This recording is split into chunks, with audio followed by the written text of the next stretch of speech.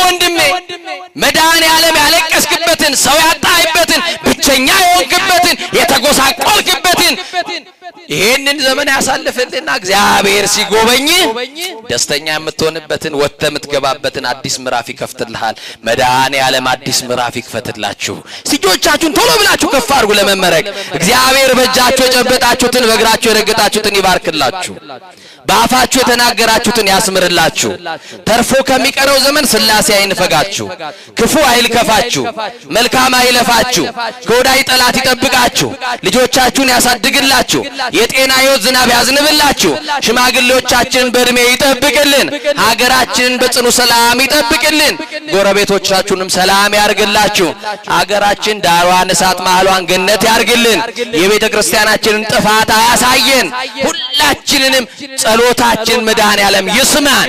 የመረረውን አማኑኤል ያጣፍጥላችሁ። የጠመመውን ያቀናላችሁ። የራቀውን ያቅርብላችሁ። የቀረበውን ያሰናዳላችሁ። የሰው እጅ ከማየት ይጠብቃችሁ። ወጥቶ ከመቅረት ይጠብቃችሁ። ወድቆ ከመሰበር ይጠብቃችሁ። አግኝቶ ከማጣት ይጠብቃችሁ። መድኃኔ ዓለም በዚህ ዘመን የምታስቡትን ከኃጢአት በቀር ሥላሴ ይፈጽምላችሁ።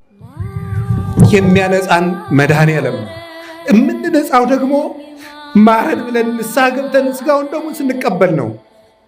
እየተሰበሰብን እንደ ክምር ብንናድ ምሕረት አናገኝም።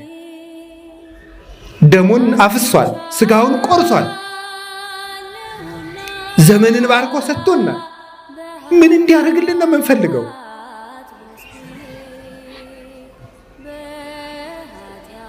እንኳንስ እናንተ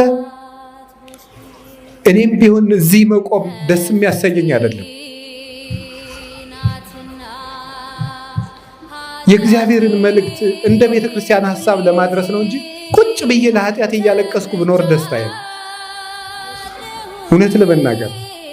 ስለዚህ መድኃኔ ዓለም እንዲያነጻን፣ ሳንነጻ የሰላም ሀገር እንፈልጋለን። ሳንቀደስ እግዚአብሔር ሆይ ውረድ ፍረድ እንላለን። በየት ይውረድ? ማን ያስወርደው?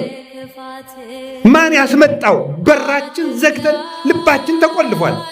ስጥጡ አልባሲክሙ አልባቢክሙ ዋኮ አልባሲክሙ፣ ልብሳችሁን ሳይሆን ልባችሁን ቅደዱት ብሎ ተናግሯል። መድኃኔ ዓለም ሁላችንን የሚያንጻን ይቅር ይበለን፣ በምሕረት ዓይን ይመልከተን። እንግዲህ ዘመዶች ዝናቡ የሰፈሩን ቆሻሻ ሁሉ ሲያጸዳ እኛ ከነ ቆሻሻችን መስከረም እንዳይጠባ ሁላችንም ንስሐ እንግባ። እውነቴን ነው የምነግራችሁ፣ ከላይ እስከታች ሁላችንም ንስሐ እንግባ። ከነገ ሰኞ ጀምሮ ንስሐ እንግባ። እኔም ለራሴ እገባለሁ። እውነቴን ነው የምነግራችሁ። መድኃኔ ዓለም ደግሞ አንጽቶ የማይደፈርስ ውሃ ነው። ከአንድ ኩሬ 10 ሰው ቢታጠብበት ይደፈርሳል። መድኃኔ ዓለም ግን ዓለም ሁሉ ቢታጠብበት የማይደፈርሰው ውሃ፣ ንጹህ ውሃ እሱ ነው። የማይጸየፈን ውሃ፣ የማይከለከል ውሃ፣ ነፍስን የሚያነጻው ውሃ፣ ልብን የሚቀድሰው ውሃ፣ ቆሻሾቹን አንጽቶ ብርሃን የሚያለብሰው ውሃ ያ ክርስቶስ ነው። እግዚአብሔር በደሙ ይቀድሰን። ሲናገር በዮሐንስ መልእክት ላይ እንዲህ ይላል፣ ወደሙ ለእግዚእነ ኢየሱስ ክርስቶስ ያነጽሐነ እምኩሉ ኃጣውኢነ፣ የጌታችን መድኃኒታችን ኢየሱስ ክርስቶስ ደም ከኃጢአታችን ሁሉ ያነጻናል ይላል።